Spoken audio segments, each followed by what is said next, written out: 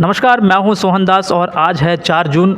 आप सभी जानते हैं कि आज जिस तरीके से कई दिनों से कयास लगाए जा रहे थे, लगभग 43 दिनों का जो निर्वाचन आयोग ने चुनाव कार्यक्रम चलाया, वो बहुत ही शानदार चला और जितनी उस कार्यक्रम की प्रशंसा की जाए उतना ही बहुत कम है।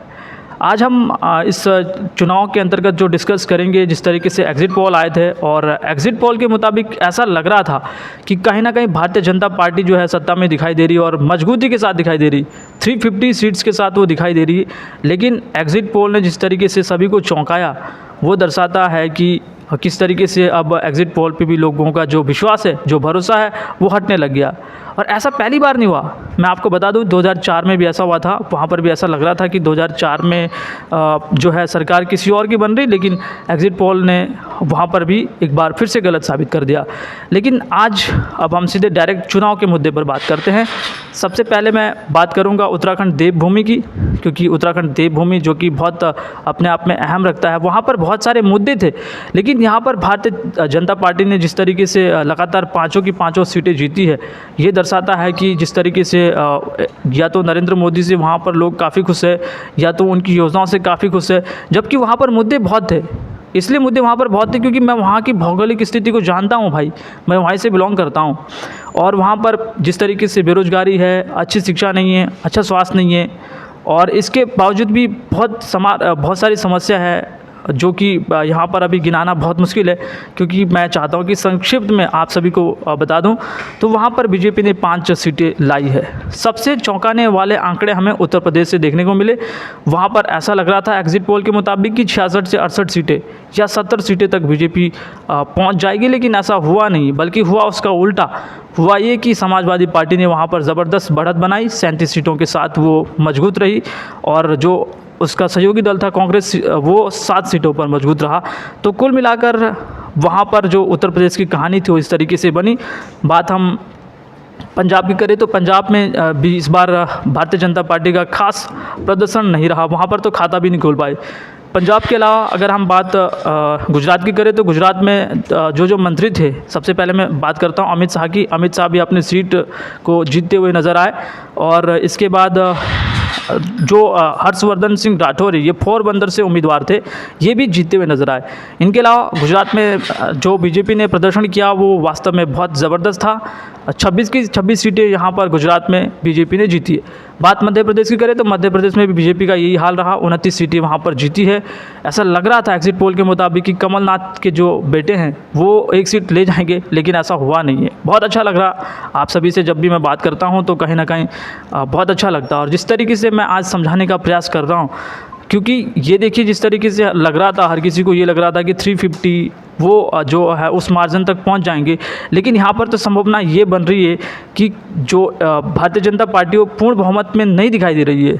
अब तो संभावना ये बन रही, जो लगातार बयानबाजी हो रही है, जो लगातार बयान आ रहे हैं, वो यही नज़र आ रहा है कि एन चंद्रबाबू नायडू को फ़ोन लगाया जा रहा है इंडिया गठबंधन की तरफ से। तो ये खैर बात की बात है। हम मध्य प्रदेश की बात कर रहे थे, वहाँ पर भारतीय जनता पार्टी ने शानदार जीत दर्ज की। इसके अलावा हिमाचल प्रदेश में भी भारतीय जनता पार्टी का शानदार प्रदर्शन रहा, लाजवाब प्रदर्शन रहा। 4 की 4 सीटें वहाँ पर उन्होंने जीती है। और कंगना रनौत जो कि एक बॉलीवुड स्टार है, वहाँ पर उन्होंने शानदार जीत दर्ज की है मंडी इलाके से। अब बात करते हैं केरल की। केरल में जो त्रिवंद्रपुरम का इलाका है, वहाँ पर जो जीत दर्ज की है उनका नाम है शशि थरूर। बहुत चर्चा में रहते हैं और काफ़ी इनके अंदर टैलेंट है, ये काफ़ी योग्य है। इन्होंने यहाँ पर शानदार जीत दर्ज की।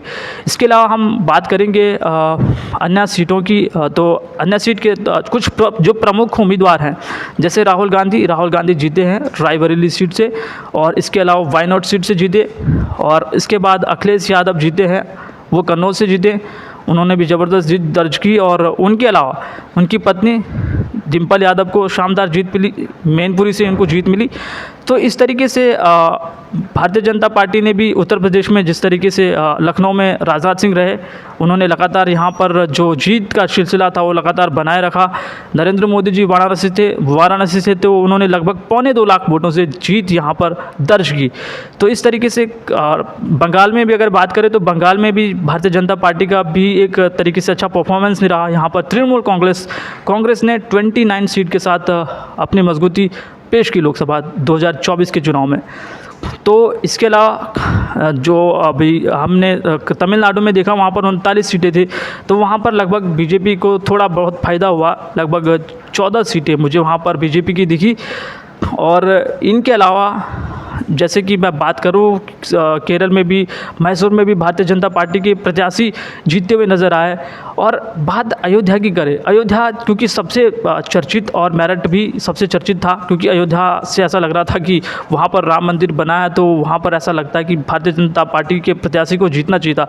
लेकिन वहाँ से जो भारतीय जनता पार्टी के प्रत्याशी है और मेरठ से, वहाँ से भी ये जो दोनों प्रत्याशी है भाजपा के, हार गए। और जिस तरीके से भाजपा लगातार उम्मीद लगा बैठा था। इसके साथ साथ निर्दलीय प्रत्याशी पवन सिंह, जो कि एक फिल्म चेहरे हैं, जाने माने चेहरे हैं फिल्म इंडस्ट्री में, ये भी हार गए, निर्दलीय प्रत्याशी बिहार से। तो इस तरीके से बिहार में अगर बात करें तो लगभग यहाँ पर भी बीजेपी का प्रदर्शन एक तरीके से अच्छा नहीं रहा और जेडीयू के साथ मिलकर इन्होंने 18 सीटें जीती हैं। महाराष्ट्र में बात करें तो महाराष्ट्र में भी बीजेपी ने जिस तरीके से परफॉर्मेंस करना चाहिए था वो नहीं किया और उद्धव गुट को फ़ायदा हुआ। एनसीपी थी जो शरद पवार है, माफ़ी चाहते हैं, उनको यहाँ पर फ़ायदा हुआ। तो लगातार ये जो मैंने आपको एग्जिट पोल की स्टोरी थी बताया कि किस तरीके से यहाँ पर अभी अगर बात करें तो भाजपा के पास खुद की सीटें जो है वो 240 है और टोटल बात करें एनडीए के साथ मिलकर जितने भी उनके दल है जो घटक हैं, तब यहाँ पर वो 294 तक पहुँच रही है। लेकिन 272 का आंकड़ा सरकार बनाने के लिए चाहिए।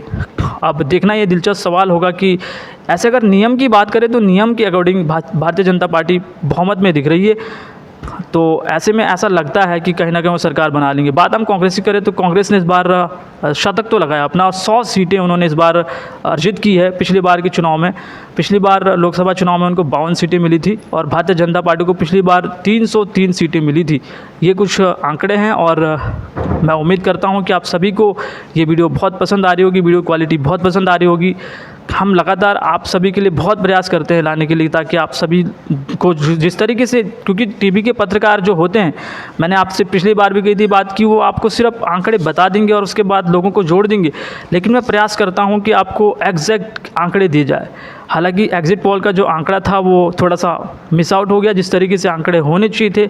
और एग्जिट पोल पे भी सवाल उठ रहे हैं कि क्या एग्जिट पोल पे बैन लगाने चाहिए। तमाम सवाल, तमाम बाधाएं इस वक्त इस इलेक्शन में देखने को मिला, खासतौर से एग्जिट पोल के ऊपर। तो ये सारी बातें आपसे हुई और अब मुझे लगता है कि आप सभी से बातचीत हो गई 2024 इलेक्शंस की। और इंडिया गठबंधन की स्थिति आप सभी को पता ही है। इंडिया गठबंधन की स्थिति जो है वो भी मेरे हिसाब से अच्छी खासी नज़र आई पिछले चुनाव के अपेक्षा। लगभग 230+ सीटें उनके पास है। तो आज मैं आप सभी को यहीं पर छोड़े जा रहा हूँ। मिलता हूँ एक नए मुद्दे के साथ, नए वीडियो के साथ। तब तक के लिए देखते रहे हमारे चैनल सोहन दास लाइव टीवी को। आपके सिलेक्शन में क्या प्रतिक्रिया है, आप कमेंट के ज़रिए हम तक अपने सुझाव पहुँचा सकते हैं। Thank you so much.